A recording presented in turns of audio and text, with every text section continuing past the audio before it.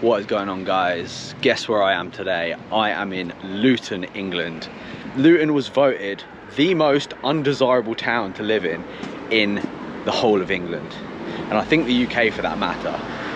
So I'm gonna go check it out. I've never been here before, so let's have a walk around and see if that label is justified. It's fun, little arcade. Give it a box. What score do you get? I'm not doing it yet. Oh, you're gonna, okay. What's your name, bro? Rion. Pardon? Rion. Rion. Cool, nice to meet you, man.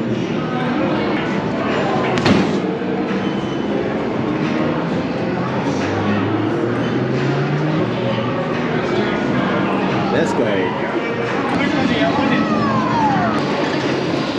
So, arcade at the top of here, got a cinema over there. Recording inside, you need prior permission. Oh, really? Yeah, what was it? Just It's just for a vlog, yeah. Carry on. Yeah, but I'm not doing like in the cinema. I'm just having a walk around. Thank you, mate. Cheers. It is a public holiday, bank holiday, so it's going to be a little bit quieter than usual. Got Wetherspoons.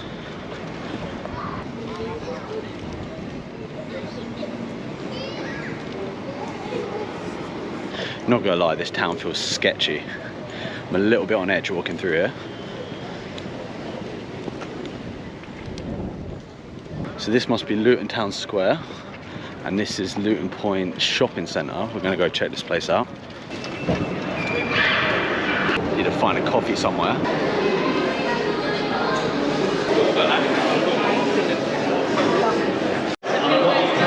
I've heard good things about Popeye's chicken. I swear Sports Direct have a permanent closing down sale. They've had that sale on for about 10 years, still open. Okay, so what you'll notice whenever you come to any shopping mall in the UK, they have basically exactly the same shops. Anywhere you go in the UK, you'll have a TK Maxx, you'll have a Wilko, you'll have Holland & Barrett. Every single shopping mall is basically identical, just a slightly different layout. Starbucks up. Can't go wrong with Starbucks flat white. It's definitely not the best coffee in the world, but it's always pretty good. It's a safe bet. H. Samuel. Already shops naming themselves after me. We've got Tim Hortons, we've got H. Samuel. Come on, guys, be original.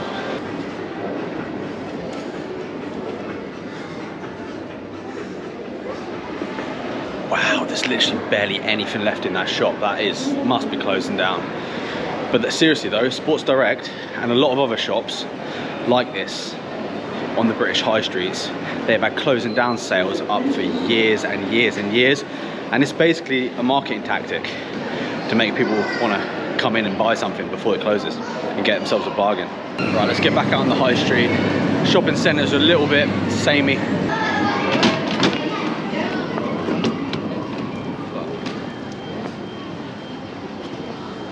Right, back out on the high street now. The weather is really, really grey today. It's been amazing all week. It's been really hot. And today it's basically just dropped down to like 10 degrees and really overcast. It was threatening to rain earlier, but it's holding off so far. Fingers crossed it doesn't rain. Look at this gym, look at the state of this. It must be closed down. Wow.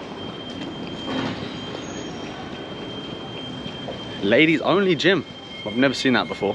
Compared to Birmingham, where I went to last Thursday, town centre here is really, really quiet. Obviously Birmingham is a much bigger city, much more populated, but yeah, I was expecting to see a few more people walking around. So many vape shops have popped up in the last few years. And they don't always look busy at all. Who knows if they're a front for something. More coffee.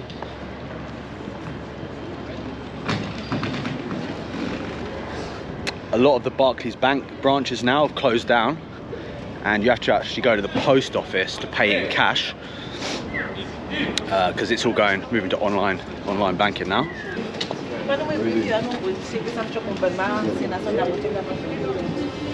Big venue, it's called Venue Central. Looks like it's shut down. I've just come out of one end of the high street, and it looks like I'm back at the car park. So I've got to get back down into the high street again and then go back the other way. I'm just walking down this sketchy looking back alley, just off the opposite the Luton Mall, down here. Oh man, this town looks like it needs a complete renovation. Everything looks like it's from the 70s and hasn't been updated since.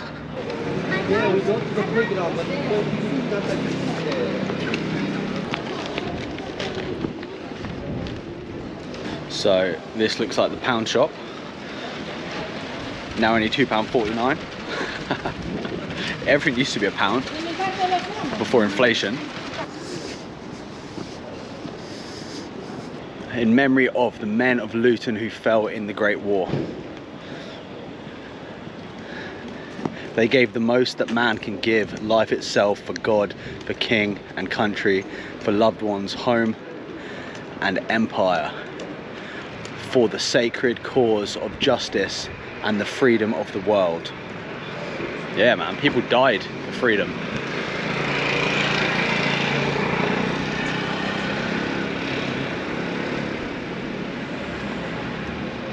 There's lots of these kind of dessert shops everywhere. There's creams, we've got treats here. There's another brand I can't think of the name of. People either must like the ice cream or it's a front for something. If ever I see a shop which has been open for ages but there's never anyone in it, a lot of these vape stores are like this, a lot of barbershops are like this, and these dessert places. Just makes you think, like, how they're affording the rent, how are they covering the utility bills. Well, chances are it's being used to launder money. 3 men loitering outside the library over there, making some noise. Right, this is basically, I've gone down the whole high street and shown you pretty much most of the mall. I'm gonna go get Popeyes, try these wings out, and then we're going to go to the next location. Let's go. Right, we got the regular buffalo wings. I don't know what my table is. Pick up a table flag below. 79. I'm going for the meal.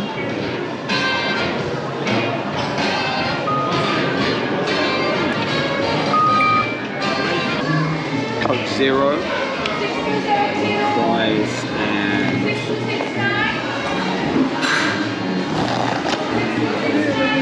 look at them.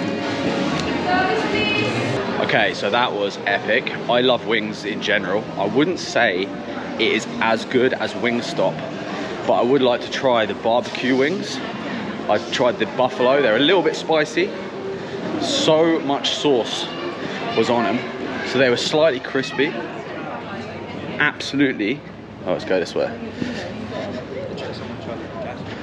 Absolutely drenched in sauce, and the buffalo is touch of chili, not really that hot, kind of vinegary almost, but it was good. It was really good. It's just a shame that you can't mix and match, because in Wingstop you could get like 4 sweet chili, 4 buffalo, or vice versa, or barbecue, whatever. And that would have been good to try another flavour. So I'll have to go back there another time, try a different flavour. But it was good. I really enjoyed that. Popeyes, I'd give you 7.5 out of 10. Wingstop, I didn't get a meal when I went to Wingstop, but just based on the wings alone, I'd give it a solid 8.5. That dentist looks like it's closed down. HSBC is still open somehow, unlike Barclays. Burger Boy, they got a meal deal called the Luton Boy meal. Tons and tons of burger joints and fast food chains, and they all seem fairly busy. People in Luton love a burger, apparently. So the high street, there are lots of kind of budget clothes stores like Peacocks, TK Maxx, these kind of places, and tons of fast food restaurants. So if you want to come get yourself a bargain and a burger and a cheap pint at Wetherspoons, then this is the place to come. Right, let's get out of the town centre. I've seen enough. Let's go to another area. I'm in Bury Park, suburb of Luton. As you can see, the fly tippers are at it again. A couple of sofas just dumped on the side of the road next to that building there. Lovely.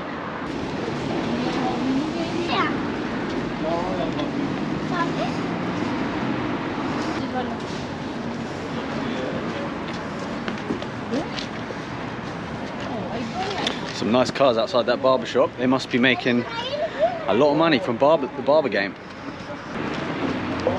People stealing my name again.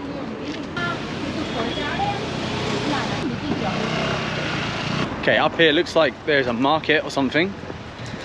I can see it looks quite busy, quite congested down this end of the road. Another Turkish barber. Seriously, how many barber shops do you need on one street? I mean, people need haircuts, right? But there has to be a limit of how many we actually need. How do you feel about the culture around here? What do you think?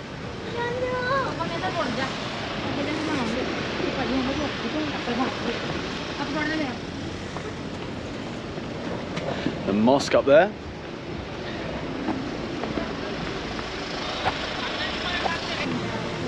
Another barber shop.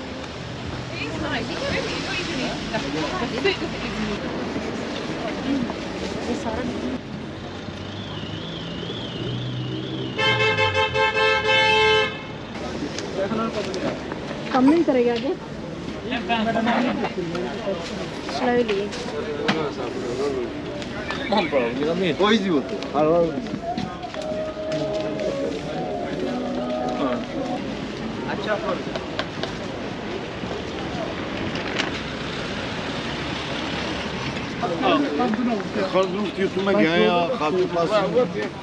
So this whole street is markets and, you know, convenience shops, fast food, closed shops. I mean, not really my kind of style, but each to their own.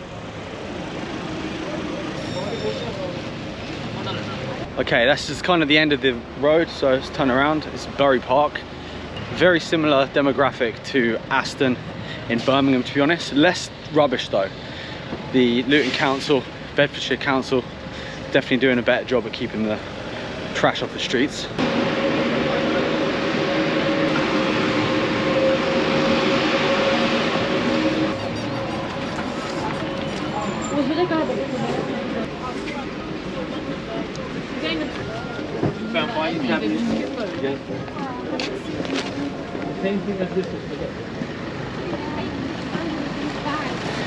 This is the infamous Lee Bank tower blocks at the Marsh Farm estate in Luton. These were built in the 60s, they're council owned. We got ourselves a park through here. Great if you want to have a kick around or walk your dog. There's actually some football posts.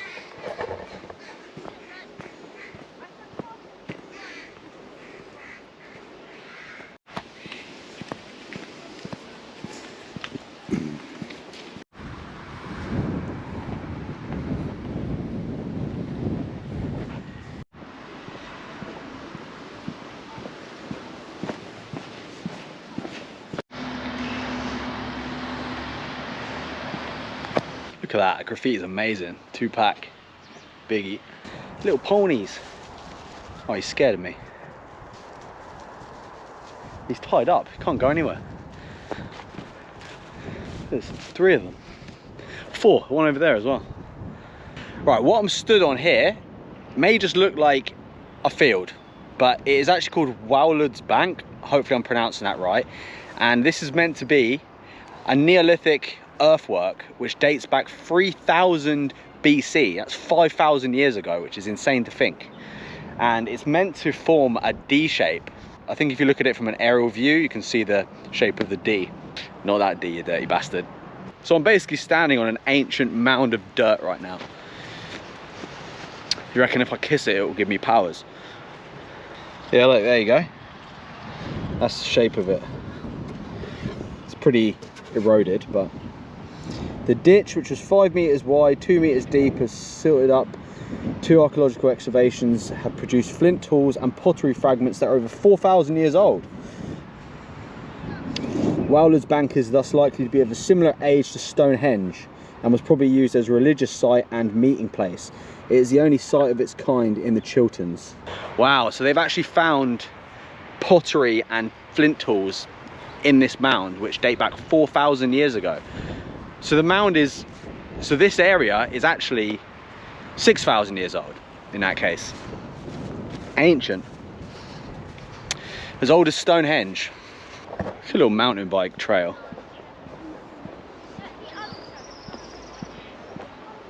So I've come out on the other end of that football pitch I was looking at earlier next to the tower blocks.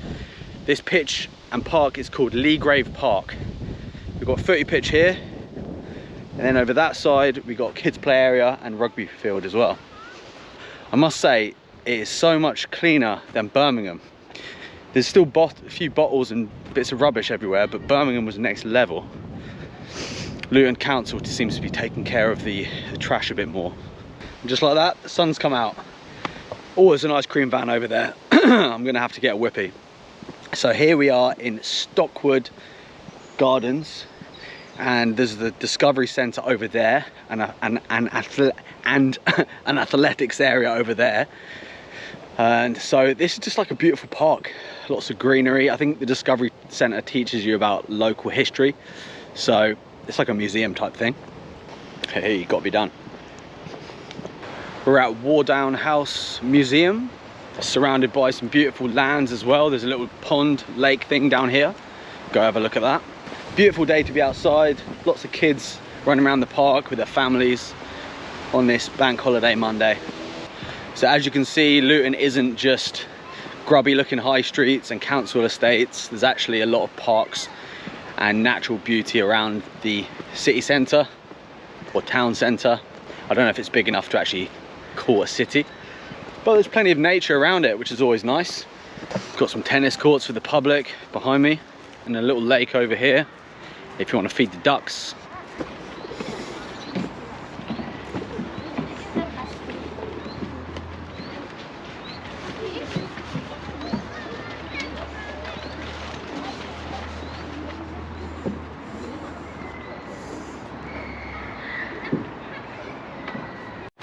Come here. Come here. Oh, hello. Come here. Come here.